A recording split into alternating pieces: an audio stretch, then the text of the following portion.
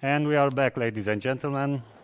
Welcome again to the 10th edition of Romanian Energy Day. We are ready to start with the second panel of the day, Decarbonizing Buildings. I see there Julian is ready to start. So this panel is going to be moderated by the Buildings Performance Institute Europe, by their chairman, Julian Popov. Julian, the virtual floor and the panel is yours. Thank you, Mihai. Thank you very much. And thank you for the opportunity to join you again. We have a very interesting panel. It is not always recognized that this is the most interesting panel, but I promise you it is, because as many people now say that the best energy is the energy that we don't use. So we will talk about that a little bit, but we'll go beyond. There is a bad news and a good news about our panel. The bad news is that our keynote speaker will not turn up. This is Ms. Paula Ray Garcia, who is a deputy head of unit. She's still deputy head of unit, but she will not join us. I'm sorry, Julian, but I'm connected. Ah, you're here. I don't know where you got the news that I would not join. I don't know. I got the news. Wonderful. So that's the good news. So then we have only a good news that you're here. Do you have a camera, or you prefer to speak? I'm happy to switch my camera when I start speaking. Would that be okay? Okay. Yes. I mean, I will just, before you start speaking, apologies for the misunderstanding, but wonderful that you're here. Just a couple of words about our panel. We will have Mrs. Paula Garcia for her keynote speech, and then we have an excellent line of speakers with Mr. Emil Boc, who doesn't need any introduction, former Prime Minister of Romania and currently Mayor of City of Cluj.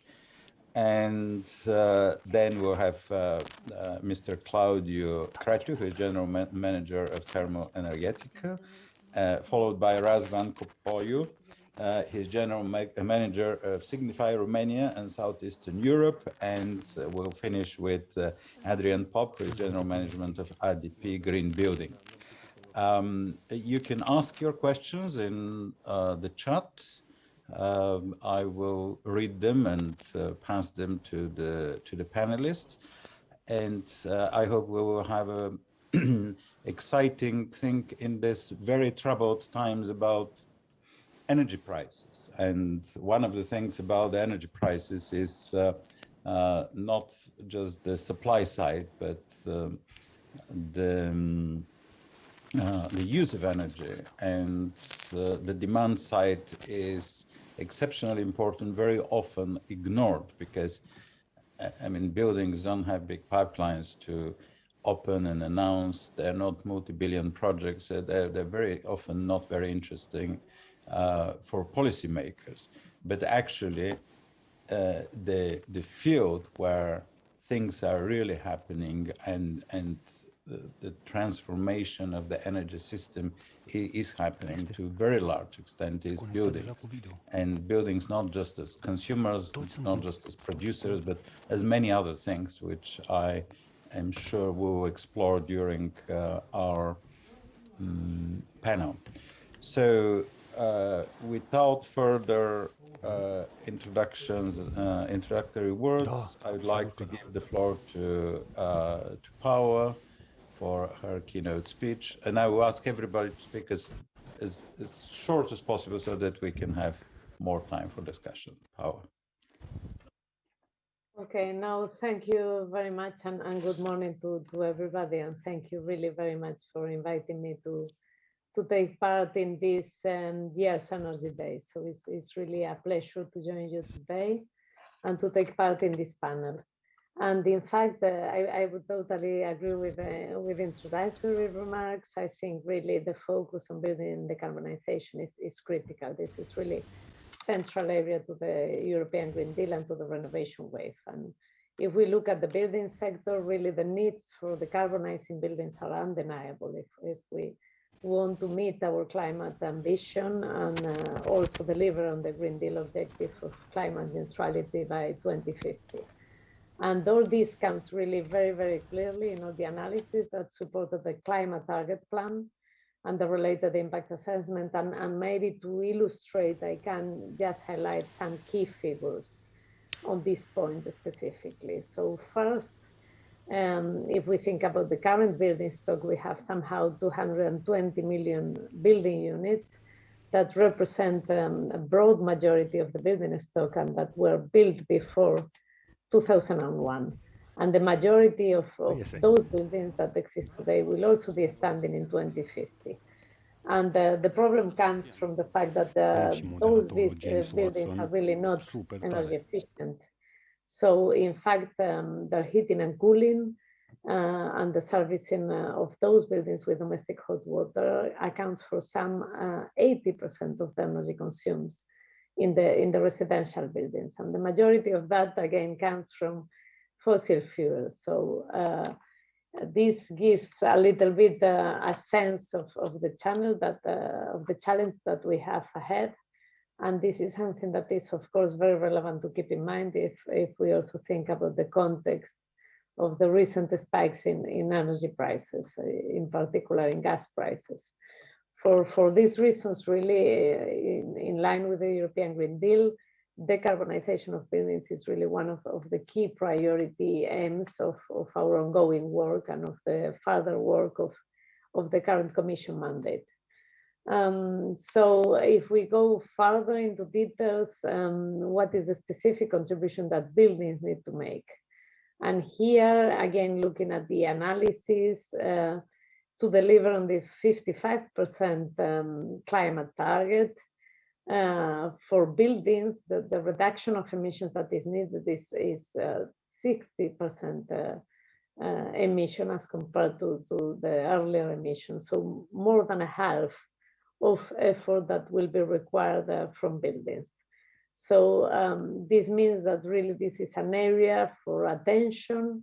And another important finding that comes from our analysis that within the building sector, a key focus needs to be put on residential buildings, which need to be tackled as a priority.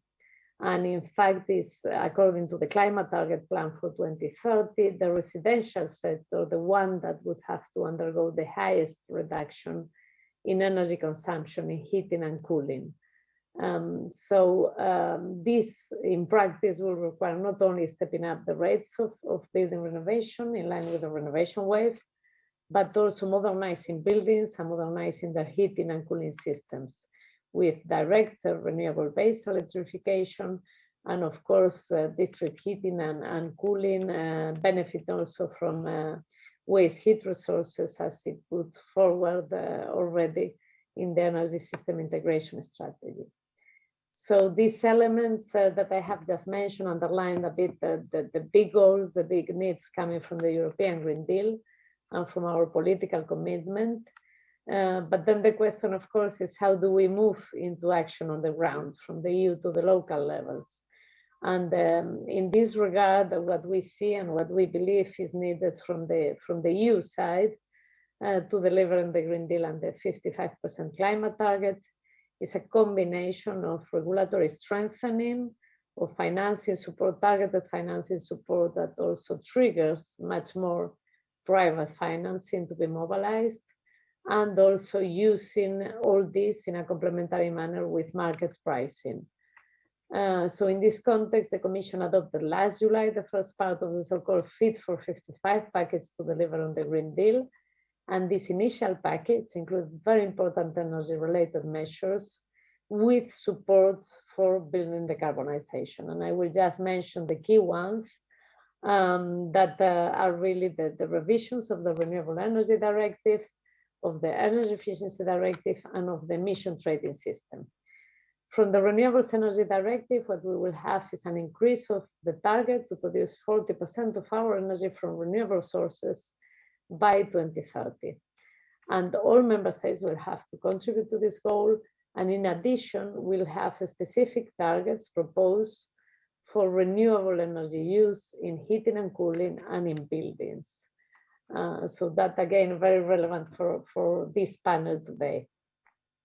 Moving to the Energy Efficiency Directive, it will act in a complementary manner, and it will set a more ambitious binding annual target for reducing energy use at EU level. It will also require the renovation of 3% of public sector buildings each year, in line with the renovation wave. And it will also be working in a complementary manner with the proposed extension of the emission trading system to include heating fuels. So the so-called extension to buildings and transport that will give a very strong signal towards fuel switching in buildings through the use of carbon pricing. And in addition, what is interesting to highlight is that carbon pricing instruments in fact raise revenue streams that can then be reinvested to spur innovation, economic growth, and investments in clean technologies.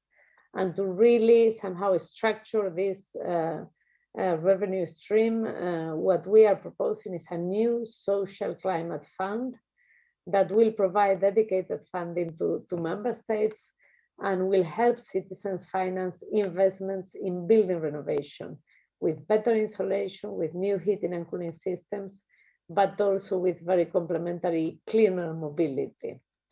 So these are, I would say, really the key features of the first part of the package to deliver on the European Green Deal. And this package has, let's say, two parts, what was adopted in July, and then the completion of the package with additional proposals by the end of the year, including, very importantly, the revision of the Energy Performance of Buildings Directive, which is planned for adoption on 14th of December, and which is really the key complementary element from the Fit for 55 package. So looking now in more detail into the Performance of Buildings Directive, what we see as key objectives of this revision, following also quite intense public consultation, will be to deliver on doubling of the renovation rates that was announced with the renovation wave, but also to boost progress towards decarbonized building stocks by 2050. And for this, the revision will, of course, put the focus very much on existing buildings, drawing on the figures and the facts that I was highlighting before. But necessarily, if we talk about decarbonization, we also need to address new buildings and modernize the provisions that we have in existing legislation in this regard. We'll also look into the setting of minimum energy performance standards for existing buildings to be improved over time, and we'll reinforce information to citizens because we really need to get citizens on board, and we'll do this through strengthened energy performance certificates, also complemented by a number of provisions to modernize buildings, tackle indoor air quality, and also build further on the smart revenues indicator and reinforce the provisions on infrastructure for e-mobility and for sustainable mobility in buildings. So these legislative reinforcements that are part of the July package and of the upcoming EPBD revision are also delivering on the action plan on the Renovation Wave initiative. And in the Renovation Wave initiative, we had all these announced legislative revisions, regulatory actions, but we also had a very important work stream on financing, because this is really a very important need if we are to deliver on the Renovation Wave. And currently, of course, quite a lot of the efforts concentrate on the Recovery and Resilience Fund and on the building-related components in line with the Renovate flagship as one of the main areas for investments and for reforms also that are needed on the ground in line with the Recovery and Resilience plans. And next to regulatory strengthening and to finance, we also need, as highlighted in the Renovation Wave, actions and efforts at all governance levels, with involvement of citizens, of financial institutions, industry, researchers. So really mobilize action all across the board. And to conclude this introductory speech, I would really like to underline that if we think about the challenge, energy production and use accounts for 75% of EU emissions. So accelerating the transition to a greener energy system is crucial for our 2050 goals and for climate neutrality. And acting on buildings is really central to tackle those EU emissions, but it is also much more than that. It's an opportunity for growth and for jobs, mostly local jobs.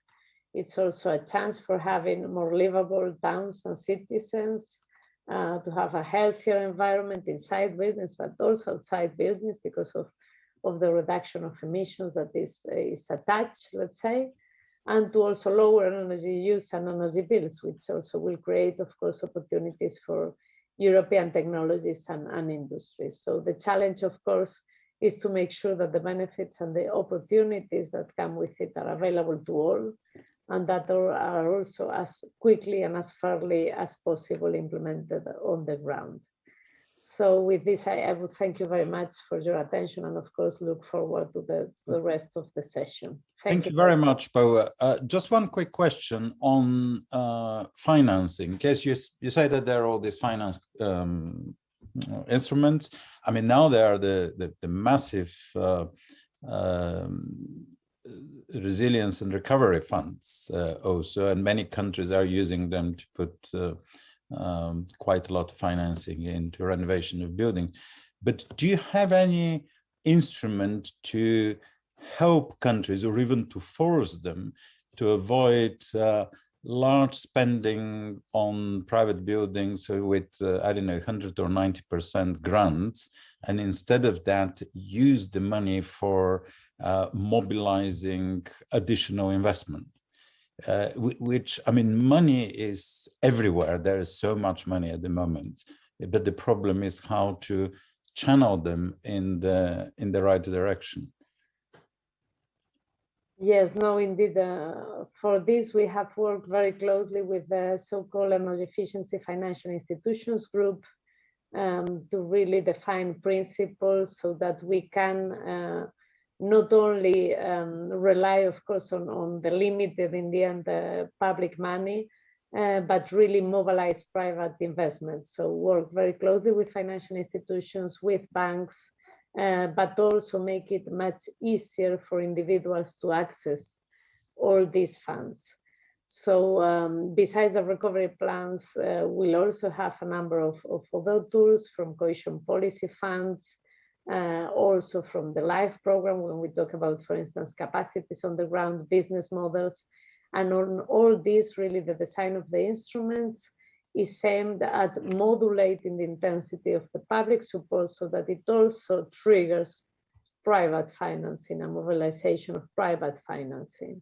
So that with public finance, you don't crowd out private financing, but on the contrary, that you really mobilize individuals and investors to make their part, because the investment gap is so high that it can certainly not be fulfilled only with public money. Well, thank you very much. That seems to be a very, very serious issue, and I'm sure that we will discuss it and touch upon it. And I would like to move now to our first speaker on the panel, Mr. Bock. The floor is yours. Very honored to be in one panel with you. Thank you so much. It's an honor for me and a great pleasure to be together with you. I would like to share some PowerPoints, if you may allow me. I will it in this very moment. So I'll start with the very first one, mentioning from my side, and as a mayor of Cluj-Napoca, the second largest city in Romania, I definitely may say that any mayor in Europe should think and act green and digital and resilient. Why? Because it means quality of life for our people, less pollution, and a healthier continent, a healthier city, and a healthier planet in the end. Our aim is not just to become a climate neutral city by 2050. We have even a more ambitious plan to be part of the first 100 cities in Europe which might be climate neutral by 2030. It's a special program of the European Union. So we're looking forward to that program. Now going to some specific elements of our green, digital and resilient policy in Cluj-Napoca. Very short, in terms of public transport, our aim is just very simple, but not easy to do it. By 2026, the entire public transport to be green, electric in the city. In this very moment, we have 50% of the public transport green and electric. So we have the plans to use the European money, local and other money, other resources, other public resources to have our public transport green. We implemented a program called Green Friday. That's in the end to have all citizens to have a free public transport on Friday, every Friday in this very moment in Cluj-Napoca, and also plan to purchase autonomous buses and also hydrogen buses besides the electric buses. The other component of the green strategy is the sustainable mobility. As I mentioned before about free public transport on Friday, mentioning about Green Friday, and in the same time dedicated lines for public transport. Another component of green, it's 190 hectares of new green parks in the city in order to encourage the green dimension. Now moving to the buildings, which is the topic of our panel, energy efficiency and smart building. We have the Ursula von der Leyen argument that at least 40% of all greenhouse gas emissions, the buildings and the infrastructure are responsible for that. And we take it very seriously, and we are getting involved to this aim in this renovation wave. Our aim is that by 2030 to reduce by 10% the greenhouse emissions having the level of this very moment. And I know it's a very ambitious argument, which I mentioned before, with 100 cities to be climate neutral by 2030. And here we try to have a mix of policy to achieve this, this aim. Now, what we are doing in this very moment, block of flats, because being mainly our city has a lot of block of flats. So we use the European money mainly, where the co-financing is just 15%, to rehabilitate the entire block of flats from Cluj-Napoca. So far, as you can see, we did 52, 47 are in course, and another 100 in preparations. Our objective, as I mentioned, is that all block of flats to be rehabilitated in our city. And what is important now, when you are willing to construct as a private entrepreneur a block of flat in the city, you are asked to use the public heating system or the individuals, but not on gas production, not gas system, which is mainly used in Romania right now. So we are inviting you to use any kind of common source of energy, not to use the individual boilers. So that's another part of which is not easy to implement it, but it's a decision taken by the local council. Now, smart buildings for energy efficiency. We encouraged from 2012 the green buildings. If you are constructing a green building in our city, you have 50% off taxes, and from that perspective, we try to encourage the private sector to have green buildings, and in the same time, all our schools, kindergarten, and hospitals are involved in a deeper renovation of and energy efficiency. And we are promoting from any means renewable energies on municipality buildings. We have 10 buildings in this very moment on the process of implementing renewable energies with photovoltaic panels. I'll give an example with that perspective, which is happening right now. It's a high school, and it's a deep renovation. And it is going to be the very first school in Romania to be certified by BREEAM, Sustainability Assessment Method. And as you can see, we have all the ingredients to have this certified BREEAM, having in mind the deep renovation and all the documents that you can see here: photovoltaic panels, solar panels, lighting, air conditioning system, everything based on green technology. Last but not least, I would mention that we have a strong partnership with universities, including Special Technical University, in order to implement our energetic management. We are learning the good practices from Europe, and we are participating in a reflow project and energy efficiency component for each new building or extension of the public building. So this is a common view that everything which is happening new in the city is based on this strategy.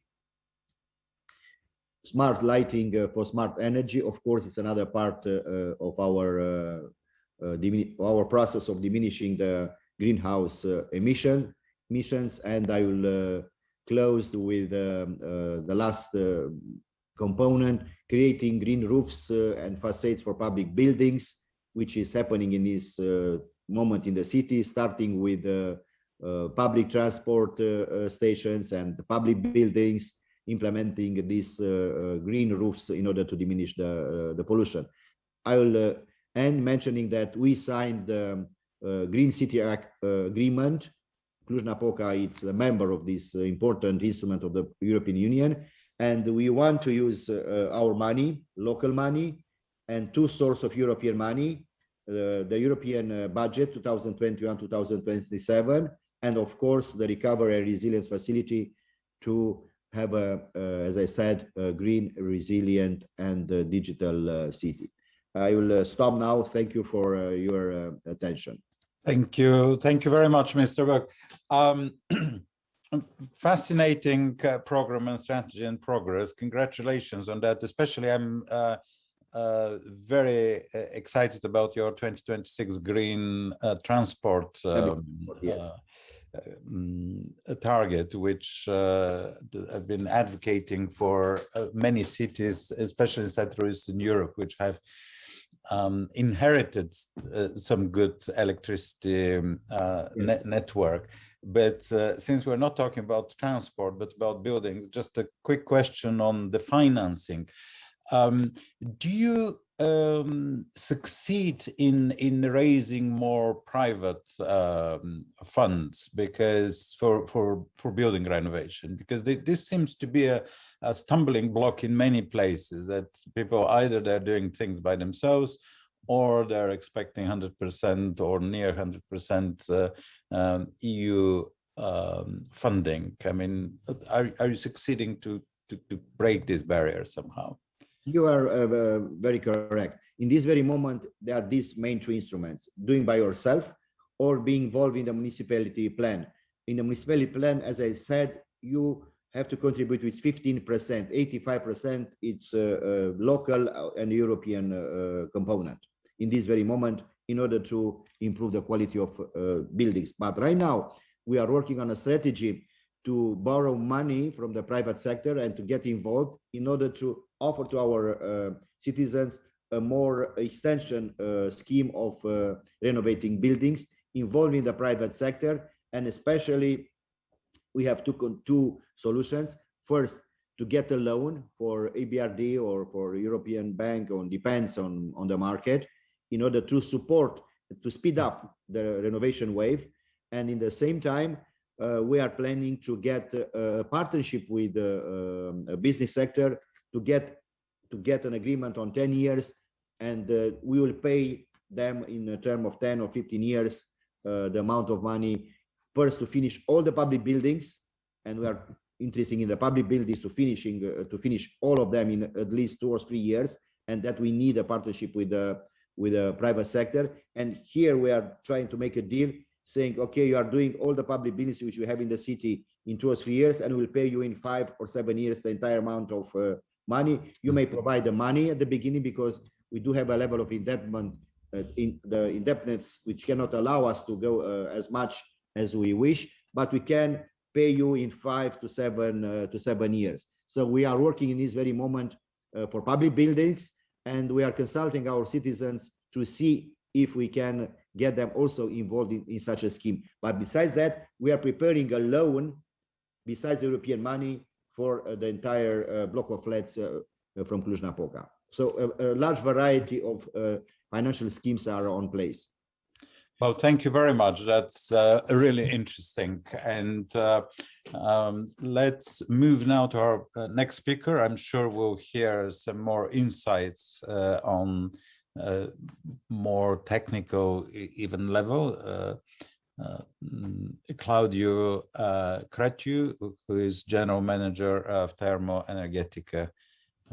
Claudio, the floor. Hello, everyone. Thank you for this invite. I'm very honored to speak at this in this discussion. What I have to say is quite related about energy efficiency in buildings. We speak about district heating. So the key word is efficiency. Efficiency through the point where we produce heat. The optimal procedure, the optimal process is cogeneration.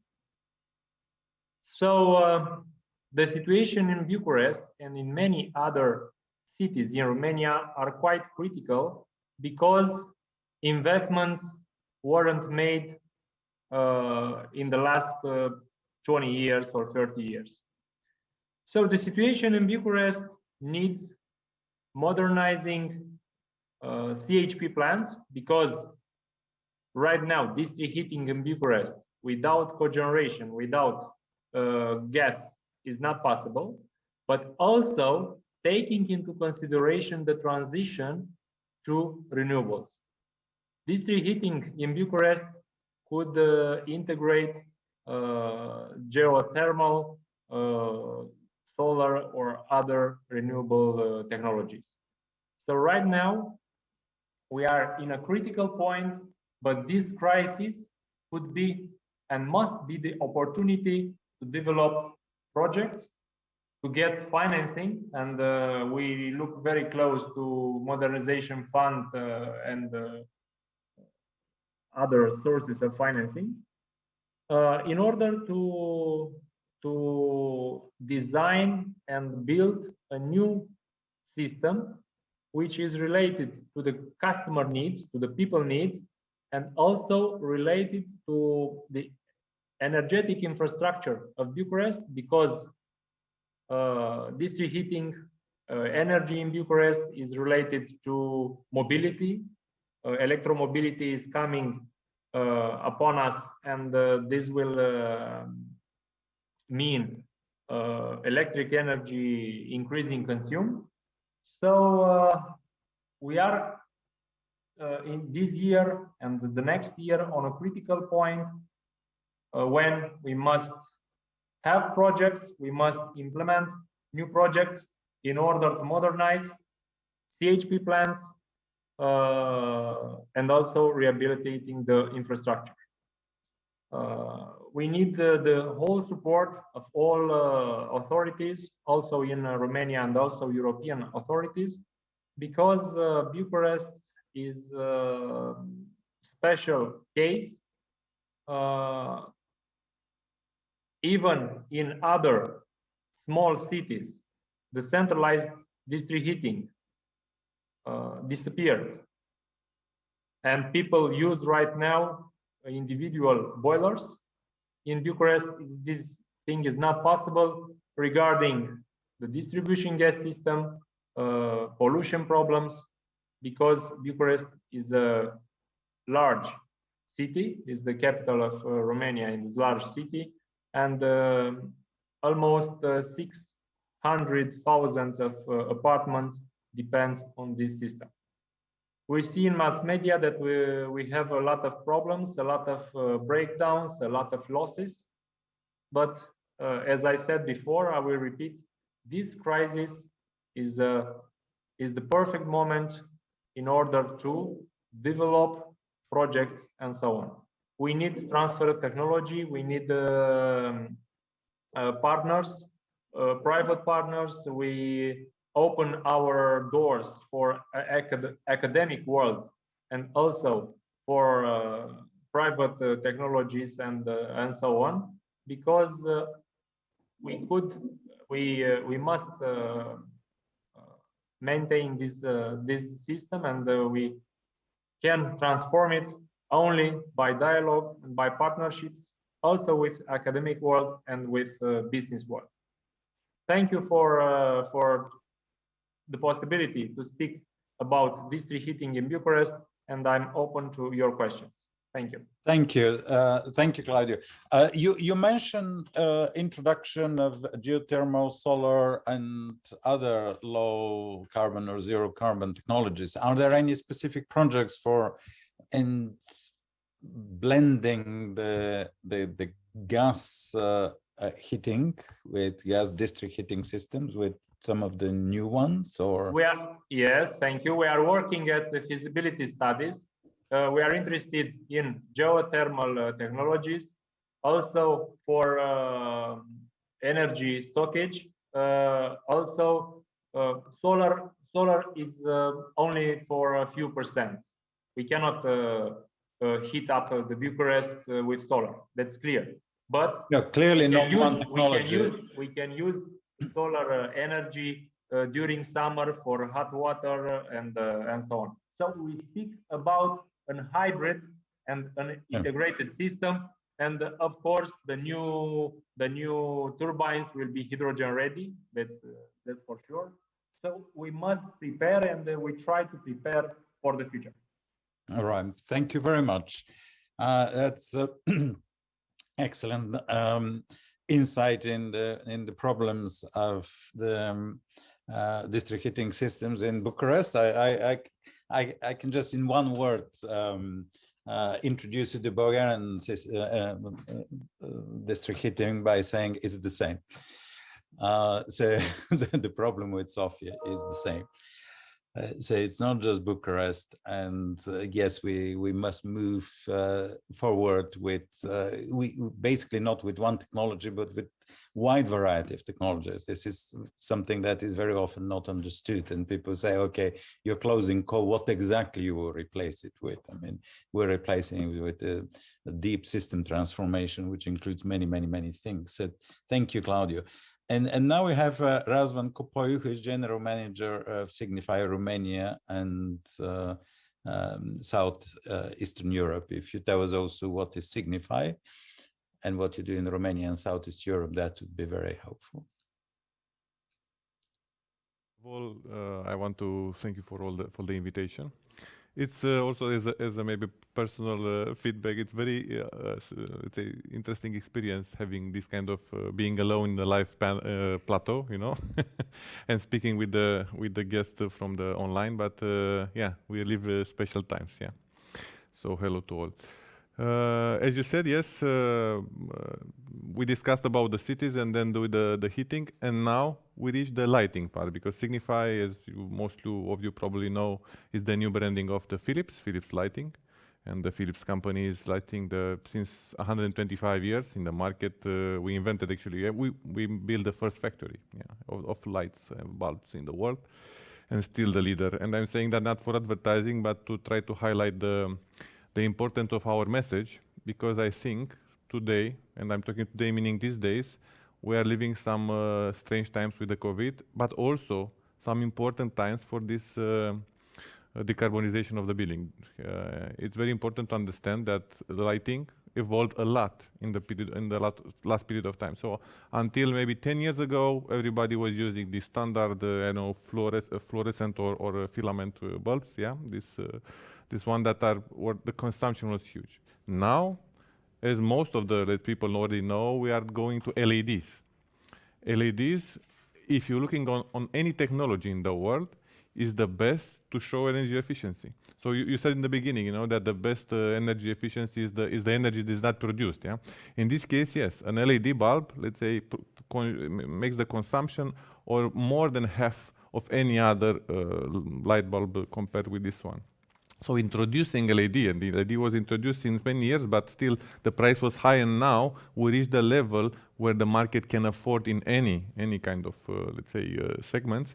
It's the answer for this, and I will I will try to stick on the building part because it's the panel, but the variety of the application is huge, because we are talking about, first of all, about consumer, yeah, about let's say personal households, but also public buildings, and also in the end maybe public lighting. And for Romania, if I would like to now to go more to Romania, because we have the Romanian panel, the percentage of the lights that are, let's say, replaced the existing ones to LED, it's very low. It's one of the lowest in the total Eastern Europe, as I'm having this kind of coverage of Eastern Europe, about 11 countries.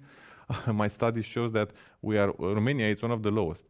This is, if we can erase, let's say, the past, it's a good position, because now we can grow. Yeah, so now is the time to grow, and it's exactly, that's why I'm trying to emphasize this moment, when on top of the renovation wave and the Green Deal, it's also this recovery and resilience plan that was just approved, let's say, and there are clear, let's say, funds to be used in this direction. And buildings, we made maybe a small study. Everybody came with numbers. I also came with some numbers, let's say, based on our studies, Signifier studies. We took, for instance, from the public buildings, two segments that we consider are the most relevant. And I will say first why, and then I will go to the figures. In about July 2023, the famous fluorescent lamp, you know, everybody knows the fluorescent lamp, the neon, as you say in Romania, will be banned in Europe, yeah, in EU actually, in EU, not in other countries. So after that time, it will not be possible to buy anymore. And 90% of this kind of buildings, in as I said here, mainly in schools and kindergartens, and also hospitals, the areas, let's say, where are considered more public and public buildings, is 90% this kind of lighting. So at that time, we have to anticipate that time and to try to use all these funds for the rehabilitation.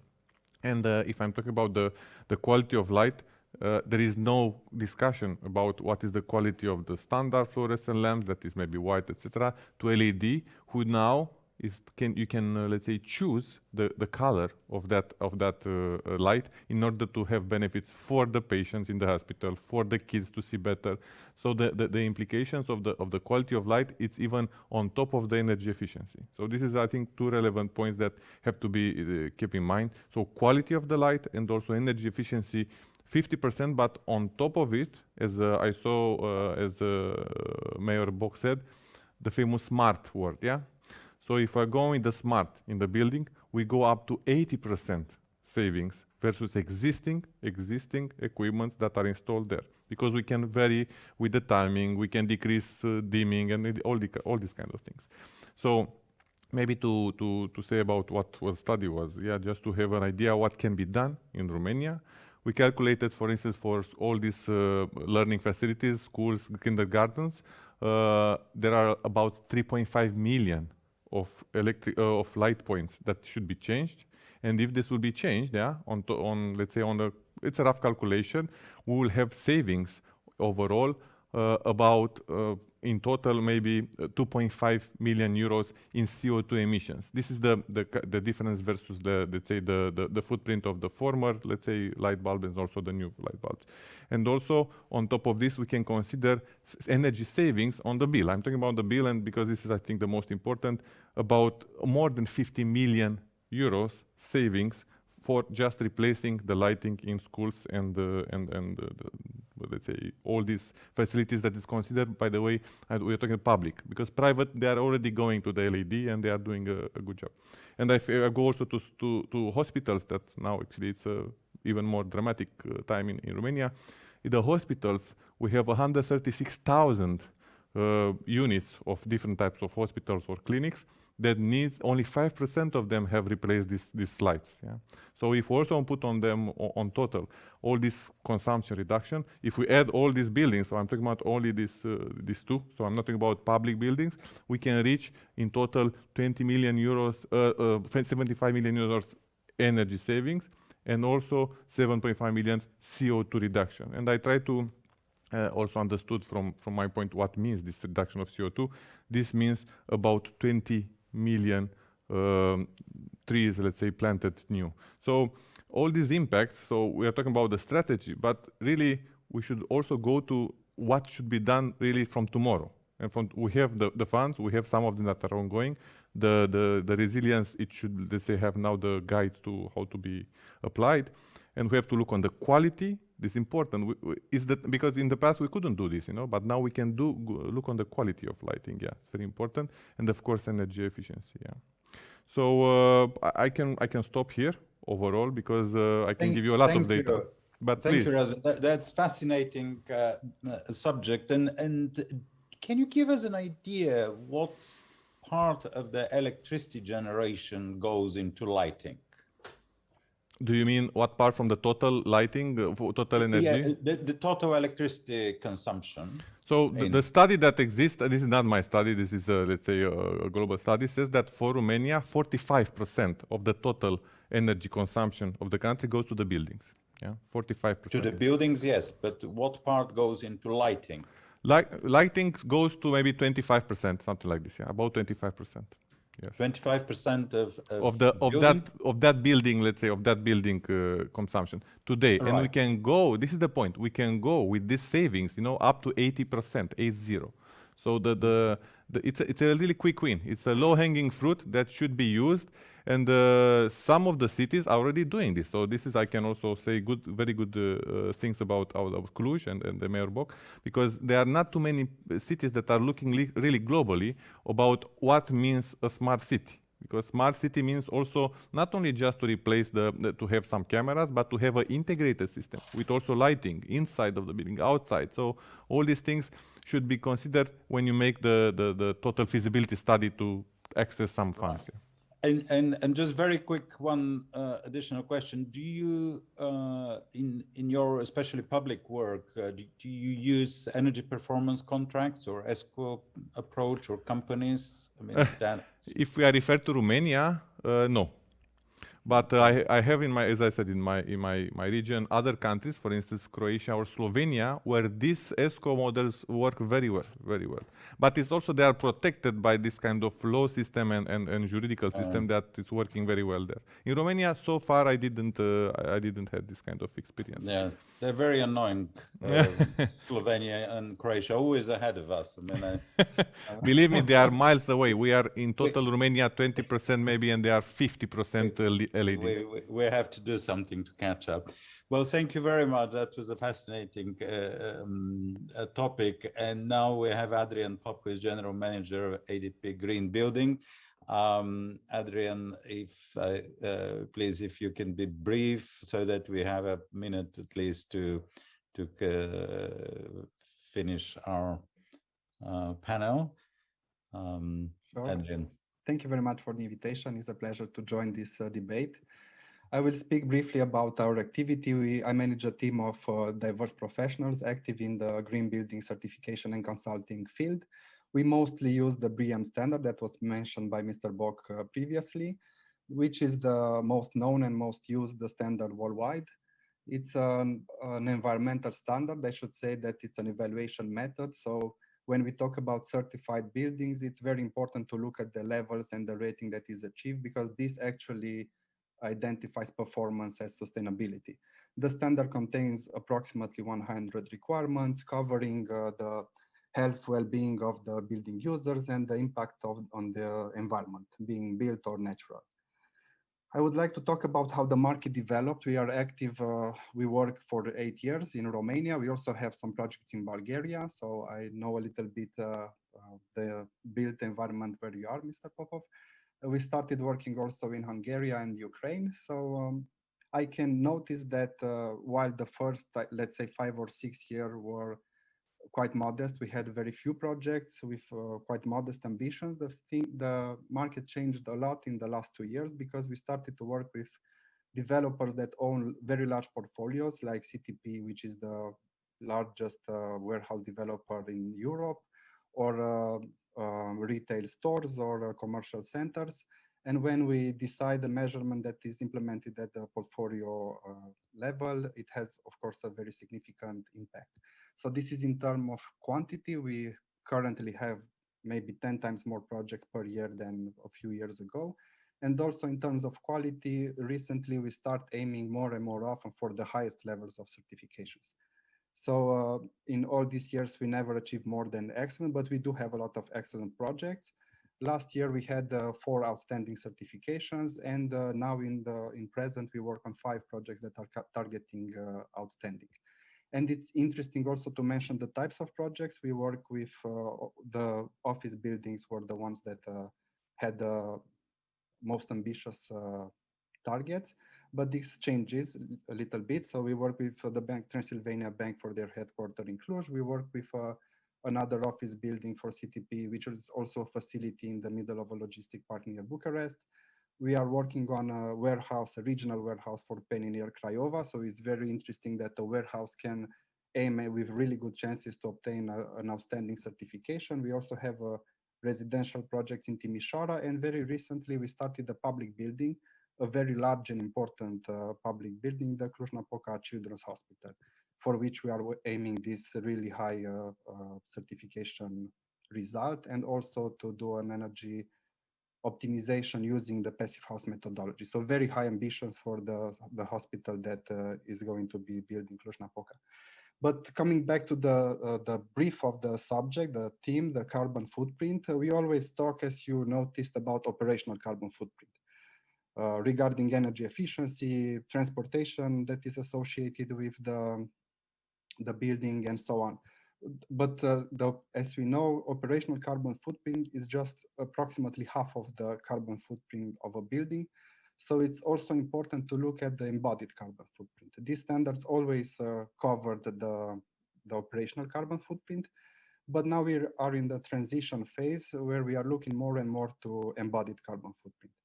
Previous version of the BREEAM standard, for example, had almost no requirement regarding the embodied carbon footprint. Since 2016, BREEAM, for example, concentrated on the methodology used for calculating the embodied carbon footprint, because research was also very weak by then. Now we have some very good softwares that can approximate quite good the embodied carbon footprint. And there is also enough data to identify and to decide which are the benchmarks. So now the credits will be awarded on how much you reduce the embodied carbon footprint compared to this benchmark, and encouraging carbon neutral buildings as embodied carbon. And this takes the discussion to carbon neutral. Some organizations are working on certification standards to define or to certify what a carbon neutral building is. As we know, the carbon footprint that is embodied you cannot reduce it as much. The only solution would be to use as much wood, but this wood should also be sustainably sourced so that we don't cut all our forests to have carbon neutral buildings. And after that, you can compensate the carbon footprint that remains. And the discussion is how do we allow this compensation? If we are talking just buying carbon credits, considering that is a global problem and it's good enough to buy carbon credits that support forests in the other part of the world, and other voices are supporting that the carbon neutrality issue should be tackled at a local level, and this means to plant enough trees locally on site or on a maximum, 10 or 13 radius from the project. And the last point that I want to make, as an example, we are working with a client on a carbon neutral strategy. I mentioned them before. CTP has this target to be carbon neutral by 2023. By the end of this year, we will calculate the carbon footprint of the Romanian portfolio. They are doing the same for the other countries. And they plan to plant a lot of trees and protect forests to compensate the carbon footprint that they have. And roughly estimations are that for each square meter of warehouse, they will have to plant 1 tree or protect 1 square meter of forest. That would be it. Well, thank you very much, and that's very good final presentation for our panel, because at the end of the day, after we do everything, it has to be looked into, certified, and measured. Just one quick question. Do you work with building companies or building projects from before the actual project starts, or you get involved more at a later stage when the building is completed and you just certify it, whether it's I mean, do you guide the building process, and from what point this guidance starts? Sure, we work on all stages of a project. So a lot of projects are new construction. That means that we work with the clients from the design stage, mostly before the building permit is obtained. All other categories of projects are the in-use projects that are also very interesting because we evaluate the level of sustainability. And then we define together with the client a strategy for investments on long-term, short-term, medium-term, and long-term. And we recertify the building sometimes yearly, sometimes once every 3 years. But a lot of projects are from the beginning. As I mentioned, this really interesting project, the Children's Hospital in Cluj-Napoca, we are involved, of course, from the very beginning. And very rarely, we even have projects where we work with the clients even in choosing the site. For example, with this very, very ambitious project, also the site selection is an important topic, but this happens extremely rarely to be able to influence the decision which site is good. And for us, a good site is a site that is polluted, contaminated, brownfield. So a very bad site is good in terms of sustainability because we clear all these problems that the site has.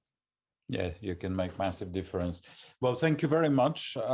We finish with our time, but I ask for permission to extend with 5 minutes because it's a lunch break. So we will sacrifice 5 minutes of your lunch. Of course, everybody who is behind a dark camera can eat at the same time if very hungry. But I'd like to thank all the panelists for such a good and wide coverage and different issues, from policy to very specific projects, technologies, the city, and so on.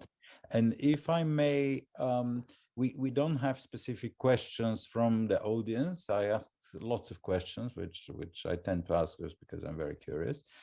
And I would like to finish the panel if I can give all our speakers just a few seconds for one sentence. If you have to say what would be the most important move in the next year for the building transformation in Europe, what would you say? Well, starting with Paula Ray Garcia. Paula, are you here? Yes, thank you very much. I would maybe say that what I see is really now quite important is that we really deliver on this focus on residential buildings and existing buildings, because that has been not always the focus so far, but really it seems to be, on the one hand, the biggest challenge, but also the area where we can really make a difference in terms of results and also benefits for citizens. Well, thank you. That's a clear message to everybody. And Mr. Bock? I would say that we need a vision, we need mindset, we need money, and I will start with a vision. I think it is the most important for the public and local authorities. A goal without a plan is just a wish. Antoine de Saint-Exupéry.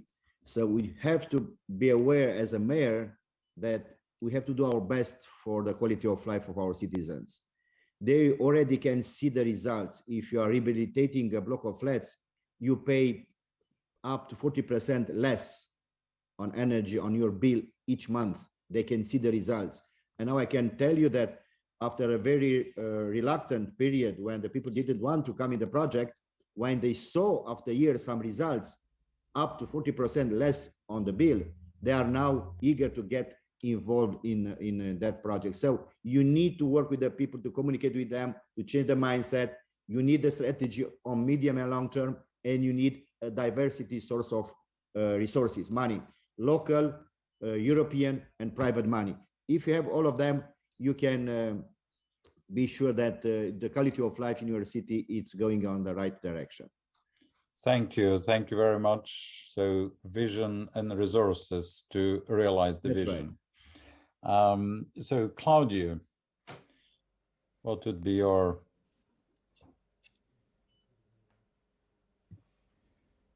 Is Claudio here or we lost him somewhere? Okay, we probably lost him. He went to save the district heating of Bucharest, which is not an easy job. Razvan, what will be your final words? Yeah, thank you. What to do in the next 1 year? So it's clear that for the buildings, we should look not only on energy efficiency, because the invoice of the bill is important, but on the quality of the life of the people that are staying in that buildings. And for this, we need standards. It's not, we need a goal, a purpose, as Mr. Box, but we need also standards. We need clear regulation. What means NZEB, for instance, we did discuss here NZEB, and maybe there could be another session, this special standard for the building that should be applied, because now it's only, let's say, optional.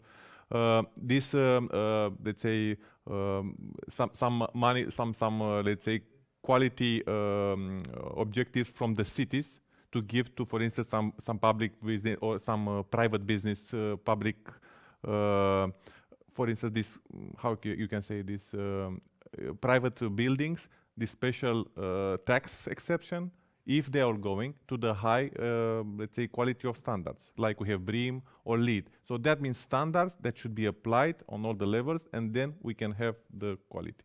Thank you. Thank you, Razvan. And Adrian, Razvan already kicked the ball in your field with the standards. Yes, I would talk a little bit about carbon neutrality, more than the sustainability certification. I think carbon neutrality is it seems very hard to achieve, but I actually think that it's a doable target for everybody, and we should work more towards this. We should think about life cycle carbon, and we should prepare and also force, but also encourage with measures and regulations, the developers, private and public sector, to move towards carbon neutrality. And I will take advantage that Mr. Bock, our mayor, is here, and I would say that we can also shift a little bit, maybe the tax deduction local law that was extremely good since 2012, but maybe we already achieved a good level, and we should look at just the very high performance, the outstanding or LEED Platinum levels, and also try to identify and define what a carbon neutral building is.